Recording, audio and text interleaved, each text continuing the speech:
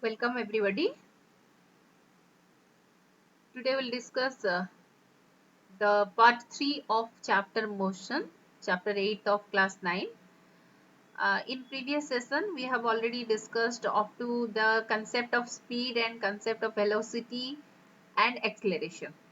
Today in this session we'll discuss about the graphical representation of motion, under which we'll discuss the distance time graph with certain examples and velocity time graph with certain examples. So, in this chapter, we'll discuss about two types of graph, as I said, that is distance time graph and velocity time graph. Okay. So, these are the two main types of graph. So, let us first discuss the distance time graph. So, this is the graph plotted to show the change in the position of an object with time. Okay. So, distance time graph में हम क्या represent करते हैं? Change in position of an object. एक object अपना position कैसे change कर रहा है with respect to time. Okay. So, that is your distance time graph. तो ये ग्राफ ड्रॉ करने के लिए, जैसे ग्राफ ड्रॉ करने से आपका जो एक्स एक्सिस होता है और वाई एक्सिस होता है, तो आपका डिस्टेंस टाइम ग्राफ में एक्स एक्सिस में लिया जाता है टाइम को और डिस्टेंस को लिया जाता है वाई एक्सिस में. ठीक है, ये आपको याद रखना है. और उसके साथ और एक चीज आपको याद रखना है कि हम डिस्टेंस और टाइम का जो ग्राफ प्लॉट करते हैं, ग्राफ प्लॉट करने से जो स्लोप आता है, that is the slope shows the speed. The slope represents the speed of an object. समझ में है? यहाँ तीन चीज है.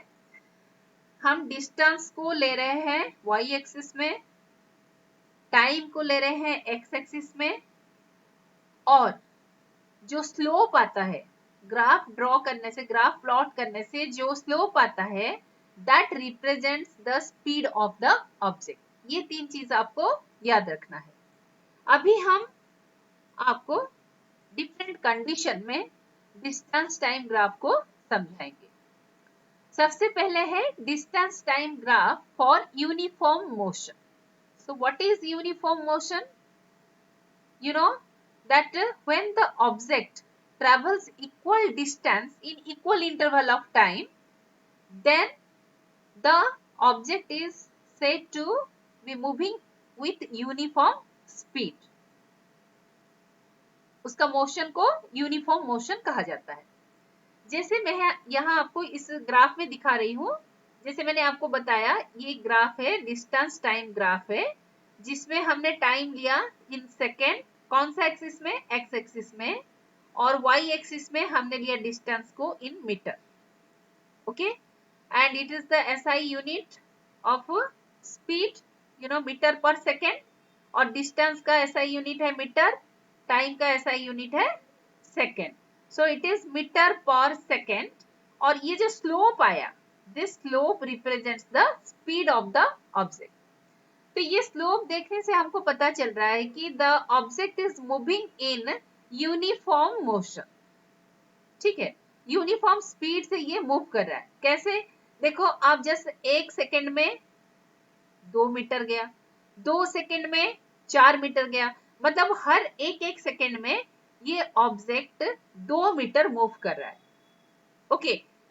तो इसमें जो डिस्टेंस का कोई वेरिएशन नहीं है, इक्वल इंटरवल ऑफ टाइम में इक्वल डिस्टेंस वो मूव कर रहा है. तो ये जो ग्राफ हमने प्लॉट किया, ये हो गया हमारा distance time graph for uniform motion. तो यूनिफॉर्म मोशन में you will get a slope like this. ठीक है, ये पिक्चर में हमने जो दिखाया ग्राफ में. सो ये ग्राफ से हमको क्या पता चलता है? कि 2 सेकेंड में the object covers equal distance, that is 4 meter. So the motion is uniform and graph is a straight line. Okay. अभी इसके बाद मैं आपको एक एग्जाम्पल देके समझाऊंगी कि डिस्टेंस टाइम ग्राफ से मैंने आपको बताया कि ये जो स्लोप होता है दिस इज स्पीड। तो डिस्टेंस टाइम ग्राफ से हम स्पीड कैसे पता करेंगे, ये ऑब्जेक्ट का हम स्पीड कैसे पता करेंगे। तो I have given you one example and I will explain it from that. अब देखो यहाँ पर हमको suppose to calculate the speed of the object from a distance time graph, choose any 2 points say A and B on the straight line. From point A and B, draw perpendiculars AE and BC. I will show you the diagram on the time axis.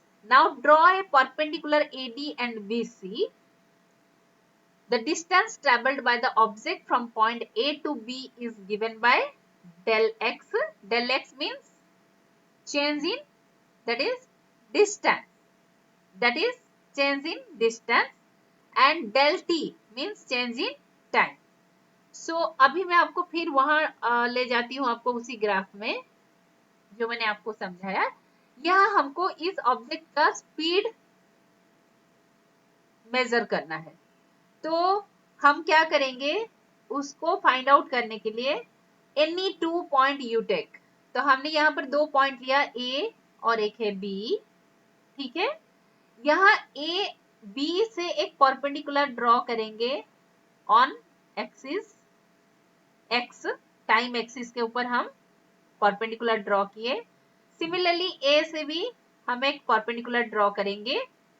ठीक है, तो यहाँ हमने क्या लिया, the perpendicular a e falls on the time axis, the perpendicular b c falls on the time axis. तो यहाँ दो ये परपेंडिकुलर हो गया।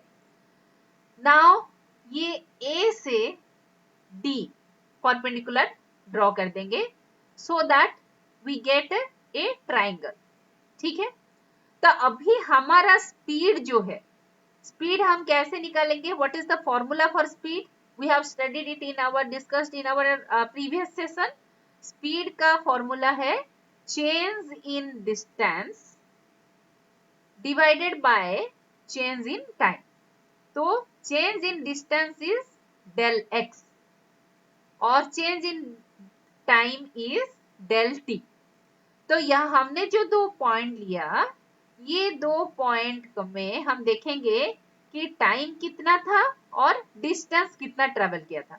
तो यहाँ भी हम देखेंगे बी में टाइम कितना था, डिस्टेंस कितना ट्रेवल किया था। तो अभी हम डिस्टेंस का डिफरेंस लेंगे। Difference that means the final distance and the initial distance. ठीक है, तो अभी हम B में डिस्टेंस कितना है 12, सो S2 इज 12 एंड हम पहले कहाँ पॉइंट लिए थे, पहला पॉइंट कहाँ लिए थे, A पर लिए थे, सो S1 इज 6। अभी हम डिफरेंस इन डिस्टेंस, डिस्टेंस का डिफरेंस कैसे निकालेंगे, दिस S2 माइनस S1। तो कितना आएगा हमारा 12 minus 6 is equal to 6 metre. तो ये हो गया आपका डेल एक्स। अभी हमको निकालना है डेल टी। तो जब डिस्टेंस ए ट्रैवल करता है और S1 डिस्टेंस ट्रैवल करता है, तब टाइम कितना होता है 3 सेकेंड। जब डिस्टेंस S2 ट्रैवल करता है, टाइम कितना होता है 6 सेकेंड। तो अभी interval of time, what is the interval of time, 6 minus 3 that is T2 minus T1। तो ये हो गया आपका कितना, del t is equal to 6 minus 3 is that is equal to your 3 second. Okay, ये हो गया आपका 3 सेकेंड। तो अभी what is the formula for speed, speed का फॉर्मूला क्या है, del x by del t. Okay, तो अभी हम देखेंगे, तो del x by del t is equal to S2 minus S1 मतलब हम डिस्टेंस का जो डिफरेंस है उसको लिया, change in distance and change in time और द टाइम इंटरवल। ओके, तो the slope of distance time graph represented by del x by del t. This is for uniform motion. That is when the object is moving in uniform speed or uniform motion. Uniform motion में जा रहा है, इसका मतलब है कि ये uniform speed से जा रहा है and the slope will be a straight line. Okay, now the next condition is distance time graph for non-uniform motion. What is non-uniform motion? When a body travels unequal distance in equal interval of time. I'll show you the graph, then it will be clear to you. अब देखो, यहाँ हमने time लिया 2 second, 4 second, 6 second, सो 2 second का interval है, लेकिन यहाँ distance वो कितना ट्रेवल कर रहा है? फर्स्ट 2 सेकेंड में ये आपका 1 मीटर गया, नेक्स्ट 2 सेकेंड यानी जब 4 सेकेंड होता है तब ये 4 मीटर गया, तो ये यूनिफॉर्मिटी नहीं रहा। ठीक है, आप इस तरह आप देख सकते हो, तो कहीं पर ज्यादा डिस्टेंस ट्रेवल कर रहा है, कहीं पर कम डिस्टेंस ट्रेवल कर रहा है in the equal interval of time. Equal interval of time में ये कम ज्यादा ट्रेवल कर रहा है, तो ये हो गया आपका नॉन यूनिफॉर्म मोशन। तो इसका जो स्लोप आएगा, that slope will be the for the non-uniform speed, the slope for the non-uniform speed. लेकिन यहाँ हमको क्या मिलेगा? the slope के बजाय हमको यहाँ क्या मिल रहा है? एक कर्व मिलेगा। you will get a curve, so it will be a curve instead of a slope. okay, तो यहाँ हमको कर्व मिलेगा। now this curve is again of two types. अगर किसी ऑब्जेक्ट का स्पीड इंक्रीज होता है विथ टाइम, टाइम के साथ अगर ये कंटिन्यूअसली इंक्रीज होता जाता है, then we'll get such type of curve. okay, then it is called positive slope. It is called positive slope. So it is a curve with positive slope. That means the speed is increasing. okay, so why it is happening? Because the speed, the distance covered in equal interval of time is increasing. अब देखो यहाँ कम दूरी जा रहा था, यहाँ थोड़ा ज्यादा, यहाँ थोड़ा ज्यादा, यहाँ थोड़ा, धीरे धीरे उसका ज्यादा डिस्टेंस ट्रेवल कर रहा है, लेकिन इक्वल इंटरवल ऑफ टाइम। ठीक है, अभी हम देखेंगे दूसरा केस जहां आपका स्पीड कम हो जाता है, when the speed is decreasing. इसका मतलब क्या है? टाइम के साथ साथ अगर कम डिस्टेंस ट्रेवल कर रहा है, यहाँ आप देख सकते हैं फर्स्ट 1 सेकेंड में 10 मीटर गया, फिर नेक्स्ट 1 सेकेंड में 6 मीटर गया, ये 10 से 16 6 मीटर गया, फिर आप देखो नेक्स्ट सेकेंड में, नेक्स्ट 1 सेकेंड में 3 मीटर गया। इसी तरह इसका जो डिस्टेंस ट्रेवल्ड इज डिक्रीजिंग, तो जिसके वजह से we'll get a slope that is negative slope. ये अगर हम स्लोप ऐसे करेंगे तो it will be a negative slope. So the curve with negative slope, ये कर्व इस तरह आएगा and its slope is negative. Okay, when the speed is decreasing. Okay, that means with the passage of time, the body is covering lesser and lesser distance in equal time, and the speed of the body is decreasing. Now we'll discuss some examples, because from this graph, often you get some numericals, like plotting of the graph, or the graph will be given and you have to find out the, you have to calculate the speed, or like this, you have to find out. So here I have taken some examples so that it will be very much clear to you, and you practice more and more numericals so that your concept will be clear. Okay, so let us discuss the first example. The graph below shows the position of a body at different time. तो ये एक object का position है, ठीक है, पहले ए पर था, फिर बी पर, बी तक गया, फिर सी तक गया, फिर डी तक गया। ठीक है, तो अभी हमको क्या निकालना है, क्या कैलकुलेट करने के लिए पूछा गया है, calculate the speed of the body as it moves from A to B. A to B जब जाता है तो उसका स्पीड कितना होगा, B to C, B to C में उसका स्पीड कितना होगा, सी टू डी में उसका स्पीड कितना होगा। तो पहले आप मुझे बताओ कि ये यूनिफॉर्म स्पीड में जा रहा है या नॉन यूनिफॉर्म स्पीड में जा रहा है। It is in non uniform speed में जा रहा है, क्योंकि इसका स्पीड कभी बढ़ रहा है, कभी कांस्टेंट है, कभी घट रहा है। ठीक है, तो ये हो गया आपका नॉन यूनिफॉर्म स्पीड।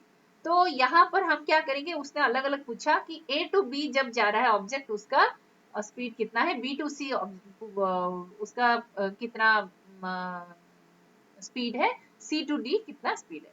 अच्छा, इसके लिए हम पहले, सबसे पहले हम क्या करेंगे, हम जैसे आपको हम बताए कि स्पीड कैलकुलेट करने के लिए हम पहले जो पॉइंट है ए तो टाइम एक्सिस के ऊपर ही लाई करता है, सो इसीलिए परपेंडिकुलर ड्रॉ करने की कोई जरूरत नहीं है, लेकिन हम बी से एक परपेंडिकुलर ड्रॉ कर देंगे ऑन द टाइम एक्सिस, फिर सी से हम एक परपेंडिकुलर ड्रॉ कर देंगे on time axis, and D से एक परपेंडिकुलर ड्रॉ करेंगे ऑन टाइम एक्सिस। तो ये हम क्यों ड्रॉ करेंगे, only to know the time at which the body has travelled this much of distance. Exact time पता करने के लिए हम स्केल से इसको परपेंडिकुलर ड्रॉ कर देंगे ताकि हमको ये पता चल जाएगा। तो अभी मैं आपको पहले बताती हूँ कि ए से बी तक का स्पीड कैसे पता करना है। स्पीड का फॉर्मूला क्या है, स्पीड का फॉर्मूला है change in distance by change in time. अच्छा, यहाँ चेंज इन डिस्टेंस क्या है, यहाँ डिस्टेंस क्या था आपका, 0 था। कितना डिस्टेंस गया, आप यहाँ पर देखो b, इट इज 3 मीटर। ठीक है, तो ये आपका आएगा 3 माइनस 0, मतलब ये फाइनल पॉइंट यहाँ है, इनिशियल पॉइंट यहाँ है, 0 है, तो 3 माइनस 0 is the distance travelled by the object. और what is the time interval, यहाँ टाइम क्या होता है, बी से अगर हम परपेंडिकुलर ड्रॉ करेंगे, यहाँ पर हमने परपेंडिकुलर ड्रॉ किया, तो व्हाट इज द टाइम, 5, शुरू किया था 2 सेकेंड से, what is the time interval, so 5 minus 2 is 5 minus 2 is 3। तो अभी हमारा ये देखो, ये डिस्टेंस कितना था, डिस्टेंस भी 3 और टाइम भी आपका, टाइम इंटरवल भी 3। So what will be the speed, speed is equal to 3 divided by 3 is equal to 1 metre per second. Okay, अभी हम बी टू सी देखेंगे। अभी बी टू सी हमने परपेंडिकुलर यहाँ पर ड्रॉ कर दिया और बी सी को हमने एक्सटेंड कर दिया up to the distance, distance line Y axis तक हमने एक्सटेंड कर दिया। तो अभी बी सी के बीच आप देखो, बी में कितना डिस्टेंस था, 3 मीटर, सी में भी डिस्टेंस कितना था, 3 मीटर। तो अभी इसका डिफरेंस कितना होगा, 3 minus 3 is equal to 0, so distance is 0, and what is the time, time is 7 minus 5, so is equal to 2 seconds. So what will be the speed, speed is equal to your change in distance and change in time. So distance कितना हुआ आपका, 0 हुआ, 3 minus 3 0 हो गया, क्योंकि यहाँ body कुछ move नहीं कर रहा है, so it is in the it is constant, it is stationary, ये stationary है। ठीक है, तो कोई डिस्टेंस इसने कवर नहीं किया, so the distance is traveled is 0 divided by time, time is 2 second, so 0 by 2 is equal to 0। Okay, तो अभी हम वेरीफाई करेंगे हमारा कैलकुलेशन सही है कि नहीं। नेक्स्ट स्लाइड में हमने दिया है इसका कैलकुलेशन। अभी C to D, C to D, तो वहां हमने परपेंडिकुलर ड्रॉ कर दिया, डी को एक्सटेंड कर दिया अप टू वाई एक्सिस। अभी देखो सी में आपका डिस्टेंस कितना था, 3 मीटर, और डी में डिस्टेंस कितना, 8 metre. And what is the difference between the distance, that is 8 minus 3 is equal to 5 metre. और यहाँ आपका टाइम का टाइम इंटरवल क्या है, 10 माइनस 7 इज इक्वल टू 3। ठीक है, सो ये हो गया 8 minus 3 is equal to 5 divided by 10 minus 7 that is 3। So what will be the speed that is 5/3 metre per second. हम उसको बाद में डेसिमल में कन्वर्ट कर सकते हैं। Now let us check whether our calculation is correct और नॉट। ओके, तो फर्स्ट केस में हमने क्या बोला आपको, लेट अस देखो हमने क्या बोला था आपको, time interval 5 minus 2, yes you can see time interval 5 minus 2, okay, and distance covered 3 minus 0 हमने बोला था आपको, आप देखो distance covered 3, ये B पर आपका, यहाँ देखो B पर 3 और ये हो गया 0, 3 minus 0, so 3/3 is equal to 1, so the speed is 1. So similarly in all the cases we have calculated and we have got the correct answer. So this is how to find out the speed. Okay, so you please go through these calculations which I have already discussed in the previous graph showing you the different points and by drawing the perpendiculars and the different, finding out the time interval and difference between the time and distance. Okay, now example 2. So now the following table gives the data about motion of a car. ये car move कर रहा है जिसका distance किस unit में दिया है, kilometre में, टाइम दिया है आवर में। तो 11 आवर में उसने शुरू किया जब वो रेस्ट में था। अभी 11:30 में वो 20 किलोमीटर गया, 12 बजे तक वो 30 किलोमीटर पहुंच गया, 12:30 तक वो 65 किलोमीटर पहुंच गया और 1 बजे तक वो 100 किलोमीटर पहुंच गया। ठीक है, तो प्लॉट द ग्राफ, अभी हमको ग्राफ प्लॉट करना है।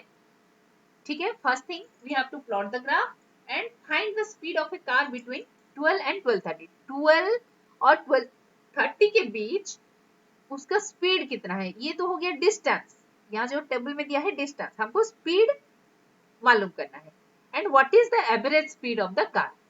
ठीक है, तो सबसे पहले हम ग्राफ प्लॉट करेंगे। अब देखो जब 11 है तो वो रेस्ट में है, सो यहाँ डिस्टेंस 0 है, टाइम इज 11।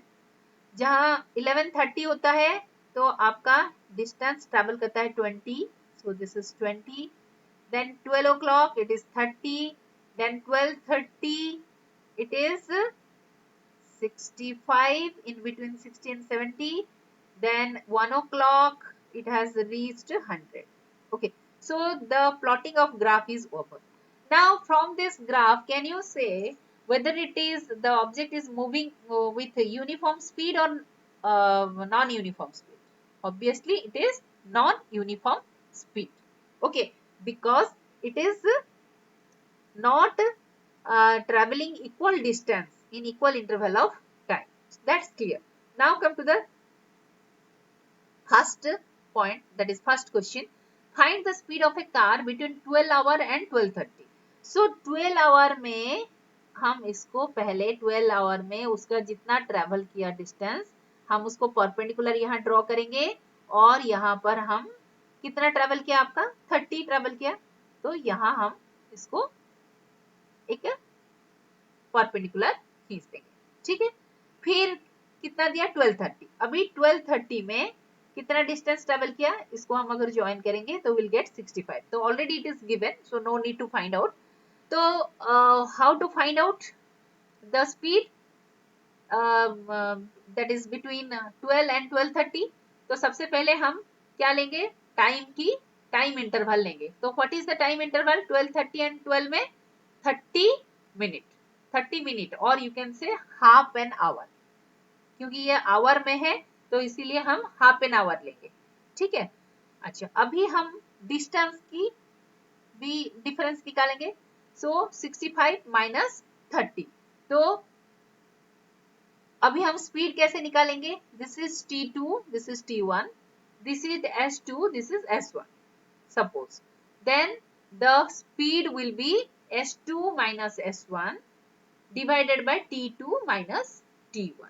ठीक है, हम देख लेते हैं हमारा कैलकुलेशन सही है कि गलत है।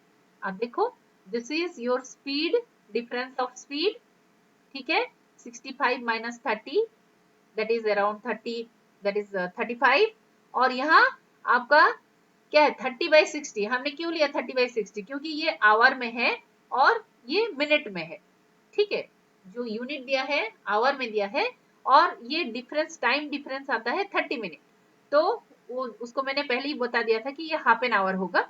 तो अभी इसको हम अगर डिवाइड करते हैं तो it is 70 kilometre per hour. अभी हम देखते हैं दूसरा क्वेश्चन। दूसरा क्वेश्चन क्या है, what is the average speed of the car? क्योंकि ये नॉन यूनिफॉर्म मोशन में जा रहा है तो इसका एवरेज स्पीड निकालने के लिए हमको क्या करना पड़ेगा, the total time and total distance दोनों को कंसिडर करना पड़ेगा। सो what will be the formula, total distance, what is the total distance, final distance कितना है 100 किलोमीटर, और टोटल टाइम कितना है, कितना टाइम है 11 से 1 बजे तक कितना टाइम हुआ 2 आवर्स हुआ। So total distance travelled divided by total time will give your average speed. Let us verify. अब देखो average speed is equal to 100/2. 2 is the hour, 2 hour, 11 hour से लेकर 1 hour तक 2 hour, and 100 is the total distance, so it is 50 kilometre पर hour. Okay, तो हमारा जो third question है, is the car motion is an example of uniform motion? Absolutely not, because the graph itself shows that it is not a slope. ये कोई slope नहीं है. This is just a curve showing ups and downs. Okay, it is that is non-uniform speed या non-uniform motion का graph है. And as such you can see from the interval of time, ये जो time interval के साथ साथ आप अगर इसको distance traveled को cover compare करोगे, then you can know that it is not uniform. So the answer is no, because the car covered unequal distances in equal intervals of time. Now हमारा दूसरी तरह का ग्राफ क्या है, velocity time graph. Now what is velocity time graph? इसमें हम क्या करते हैं कि y एक्सिस में वेलोसिटी को लिया जाता है और टाइम को लिया जाता है x एक्सिस में, ठीक है। तो इसमें दो चीज याद रखनी है, y एक्सिस में लिया जाता है वेलोसिटी, x एक्सिस में लिया जाता है टाइम, ठीक है। तो इससे हम दो चीज कैलकुलेट कर सकते हैं। वेलोसिटी टाइम ग्राफ से हम डिस्प्लेसमेंट या डिस्टेंस को कैलकुलेट कर सकते हैं, और दूसरा है एक्सीलरेशन को कैलकुलेट कर सकते हैं। लेकिन how, you have to know this, ये आपको जानना जरूरी है। लेकिन उससे पहले हम देखेंगे कि velocity time graph for a body moving with constant velocity, ठीक है। So this is the graph for a body moving with constant velocity. इसका velocity is always associated with direction. यहाँ आप देख सकते हो इसका direction में कोई change नहीं है, ठीक है। So with respect to time the velocity is constant.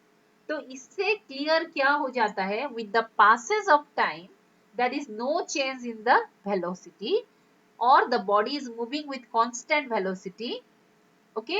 And इससे अगर हमको, अच्छा, इससे अगर हमको डिस्टेंस, कितना डिस्टेंस ट्रेवल किया कैलकुलेट करना पड़ेगा, तो हाउ विल यू कैलकुलेट, हम कैसे कैलकुलेट करेंगे, टेक एनी 2 पॉइंट, हम कोई भी 2 पॉइंट लेंगे, ठीक है, कोई भी 2 पॉइंट लेंगे, उसको हम परपेंडिकुलर ड्रॉ करेंगे on the time axis, okay, ठीक है।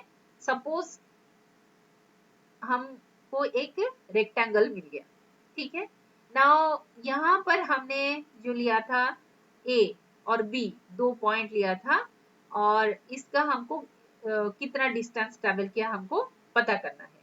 तो हम क्या करेंगे, ये जो area enclosed by A B C D, तो A D is the perpendicular on the time axis and BC is the perpendicular on the time axis. Okay, तो अभी हमको एक रेक्टेंगल मिल गया, तो the distance or displacement will be calculated by calculating the area of the rectangle, the area enclosed by this Okay, enclosed by AB, BC, CD and AD gives the measure of distance or displacement. Am I clear? आपको velocity time graph से अगर distance निकालना है तो जिस दो point के बीच distance निकालना है उसी दो पॉइंट से हम परपेंडिकुलर ड्रॉ करेंगे टाइम एक्सिस के ऊपर। उसके बाद जो एरिया क्रिएट होगा दैट एनक्लोज्ड एरिया का जो दैट एनक्लोज्ड एरिया होगा आपका मेजर फॉर द डिस्टेंस और डिस्प्लेसमेंट और मैग्नीट्यूड ऑफ द डिस्प्लेसमेंट। ठीक है, सो यहाँ पर आप देखो तो हमने कैसे यहाँ डिस्प्लेसमेंट मेजर किया। You know that AD is equal to BC, AB is equal to DC। तो ये हमको T2 से अगर T1 को माइनस कर देंगे तो हमको मिल जाएगा DC। So we will also get AB। और ठीक उसी तरह ये AD कितना है we can know, already it is given. ठीक है, तो अभी what is the formula for the area of rectangle, that is length into breadth, so it is AD into CD। तो अभी हमको जो वैल्यू मिलेगा that is the distance. Okay, and इसका यूनिट होगा यहाँ पर आपका दिया है kilometre per hour, so the unit will be kilometre. Okay, now velocity time graph for uniformly accelerating motion। ये देखो मैंने पहले जब दिखाया आपको, यहाँ पर इसका जो वेलोसिटी इंक्रीज या डिक्रीज नहीं हो रहा है, यहाँ कांस्टेंट है। तो यहाँ पर हम बोल नहीं सकते कि द बॉडी इज एक्सेलरेटिंग। ठीक है, यहाँ कांस्टेंट वेलोसिटी है। लेकिन यहाँ आप देखो इस ग्राफ में with time interval the velocity of the body is uniformly increasing। ठीक है, ये आप देखो, ये यहाँ आप एक स्लोप देख सकते हो, you can see A slope. ठीक है, इट इज ए स्लोप। तो वेलोसिटी टाइम ग्राफ में जो स्लोप मिलता है with increasing velocity, uniformly increasing velocity में जो स्लोप मिलता है that slope gives the represents the acceleration. समझ में आया आपको? So this is acceleration. लेकिन टाइम डिस्टेंस टाइम ग्राफ में स्लोप क्या था? स्पीड था। वेलोसिटी टाइम ग्राफ में स्लोप क्या है? Acceleration. This thing you have to remember. ठीक है, तो अभी हम देखेंगे कि इस वेलोसिटी टाइम ग्राफ से सपोज से we have to calculate the distance. मान लो A टू E का डिस्टेंस हमको कैलकुलेट करना है, तो इसके लिए क्या करना पड़ेगा? सेम मेथड, ए से हम एक परपेंडिकुलर ड्रॉ करेंगे ऑन टाइम एक्सिस, ई से एक परपेंडिकुलर ड्रॉ करेंगे on time axis, A B and E C. ठीक है, फिर हम you will get a trapezium, आपको एक ट्रापेजियम मिलेगा। तो आसानी से एरिया निकालने के लिए हम इसको ए और डी को ए डी ड्रॉ करेंगे। अभी हम क्या करेंगे, इसका डिस्टेंस क्या होगा? What will B it's distance? This area enclosed under this distance AE के नीचे जितना एरिया है वो है AE का डिस्टेंस का मेजर। ठीक है, तो AE के नीचे कौन सा एरिया है? This area is that is ABCE। तो ABCE का एरिया निकालने के लिए हमको किसका एरिया निकालना पड़ेगा? AED का एरिया प्लस ABCD का एरिया। ये रेक्टेंगल का एरिया प्लस इसका एरिया, तो ये दोनों मिलकर आपका आएगा the distance of AE। So in this way you have to calculate the distance. लेकिन अगर आपको एक्सेलरेशन पूछा जाता है, व्हाट इज द एक्सेलरेशन? क्योंकि ये यूनिफॉर्म एक्सेलरेशन में है, तो हम क्या करेंगे? Total velocity by total time. तो टोटल वेलोसिटी आपका कितना है यहाँ पर? सपोज से 55। okay, it's for 55, yes, exactly 55, and what is the time is 30 second, it is 55 meter 30 second, so 55 divided by that is your so what is acceleration? Acceleration is equal to your final velocity minus initial velocity divided by time. So what is final velocity? Final velocity is 55 and initial velocity was 0. So 55 minus 0 is equal to 55 and divided by 30. Okay, so final velocity minus initial velocity divided by time gives the measure of acceleration.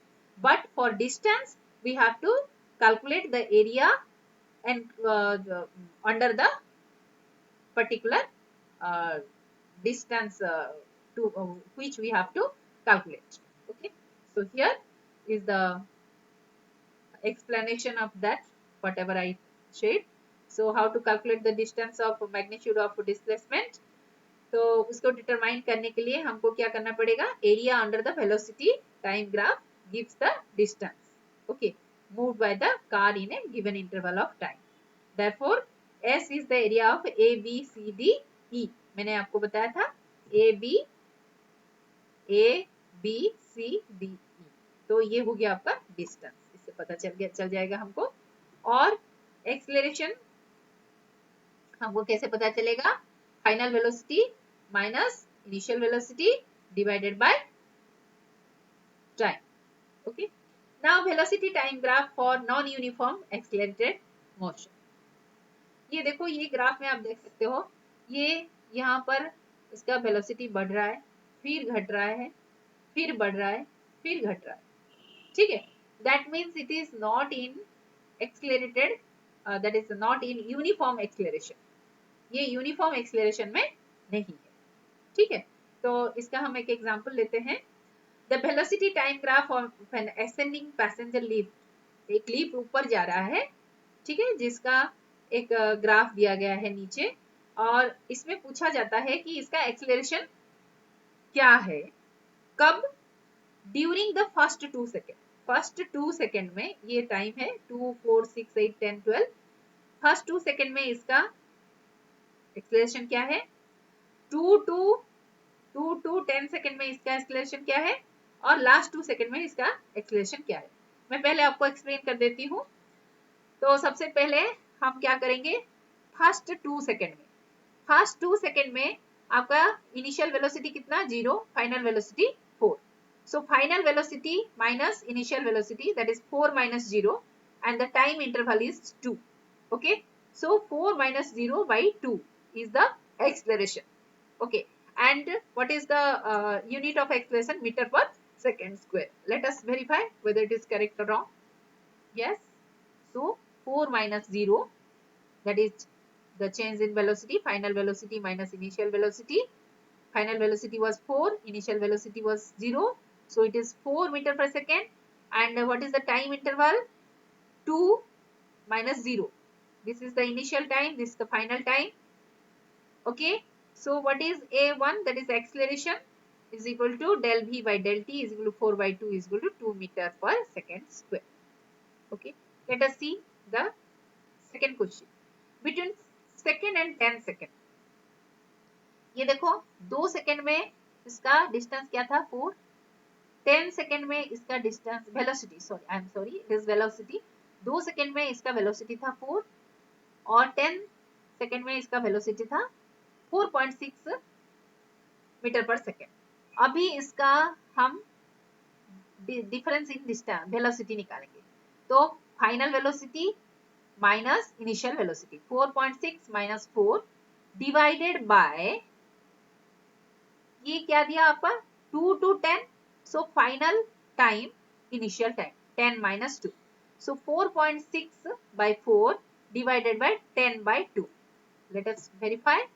So it is yes, 4.6 minus 4 and 10 minus 2. So 4.6 minus 4 is equal to 0.6 meter per second, and time interval is 8.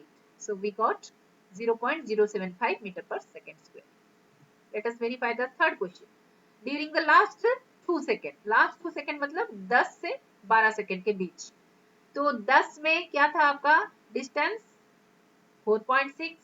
12 में भी distance आपका देखो यहाँ पर 12 में, ये 12 second में distance क्या हो गया? वो रेस्ट में आ गया। 10 सेकेंड में 4.6 था, 12 सेकेंड में वो 0 में आ गया। ठीक है, अभी फाइनल वेलोसिटी क्या है? 0 और initial velocity 10. So what will be the difference in velocity? 0 minus 10. So it will be 0 minus 4.6. 0 minus 4.6. ठीक है, 10 में था 4.6, 12 में है 0.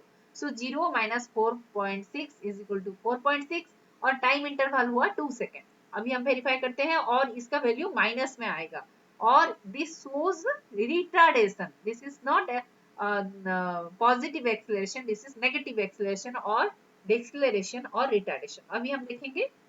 Yes exactly it is minus 4.6 meter per second or time is 2 second. So minus 4.6 divided by 2 is equal to minus 2.3 meter per second. So in this way we can calculate the acceleration and the time. Okay. So here one more example is that, so a body moves with a velocity of 2 meter per second for 5 seconds. Then its velocity increases uniformly. Well, let me explain it from the diagram. तो आपका इस question में दिया है velocity of 2 metre per second. तो इसका velocity क्या है? पहला 5 सेकेंड में वो जाता है, ये 5 सेकेंड, यहाँ पर 5 सेकेंड है, 5 सेकेंड में वो 2 मीटर पर सेकेंड जाता है, इसीलिए हमने यहाँ पर एक परपेंडिकुलर ड्रॉ कर दिया। ठीक है, देन उसके बाद then its velocity increases uniformly to 10 metre per second. 10 metre per second in next 5 second. Next 5 second, ये यहाँ 5 था, नेक्स्ट 5 मतलब क्या? 10 सेकेंड। 10 सेकेंड में वो कहाँ पहुंच गया? आपका 10 मीटर पर सेकेंड। ठीक है, यहाँ पहुंच गया। thereafter its velocity begins to decrease at a uniform rate until it comes to rest after 5 seconds. फिर 5 सेकेंड बाद ये रेस्ट में आ गया, मतलब इसका वेलोसिटी 0 हो गया। अभी इसका डिस्टेंस हमको मान लो इसमें क्वेश्चन क्या दिया, plot A velocity time graph for the motion of the body. It is very easy, you can draw कि 5 सेकेंड जब था तो ये 2 मीटर पर सेकेंड था, तो take a point here. Then जब 10 सेकेंड था तो उसका जो वेलोसिटी था 10 मीटर पर सेकेंड था, टेक अनदर पॉइंट हियर। और उसके बाद क्या हुआ, नेक्स्ट जब वो 15 सेकेंड हुआ तो वो 0 में आ गया। So it is easy to draw the graph. अभी हमको क्या करना है, from the graph find the total distance covered by the body after 2 second and 12 second. मतलब 2 सेकेंड और 12 सेकेंड के बीच हमको इसका डिस्टेंस कितना ट्रेवल किया पता करना है। तो ये डिस्टेंस तो कोई स्ट्रेट लाइन नहीं है, and what I have told you कि डिस्टेंस जानने के लिए ये स्लोप के नीचे वाला पोर्शन का एरिया हमको निकालना है। तो यहाँ तो एक इरेगुलर शेप आ रहा है जिसका एरिया हम डायरेक्टली नहीं निकाल सकते, तो इसीलिए हम इसको डिवाइड करेंगे ट्राइंगल एंड रेक्टेंगल में। तो यहाँ पर हमने परपेंडिकुलर लिया, यहाँ परपेंडिकुलर लिया, फिर इसको एक्सटेंड किया, फिर इसको एक्सटेंड किया, and we got all together 1 2 3 rectangle and 2 triangle. सो ये 2 ट्राइंगल का area plus area of these 3 rectangle. ठीक है, तो आप यहाँ देख सकते हो area of OAED, area of OAED।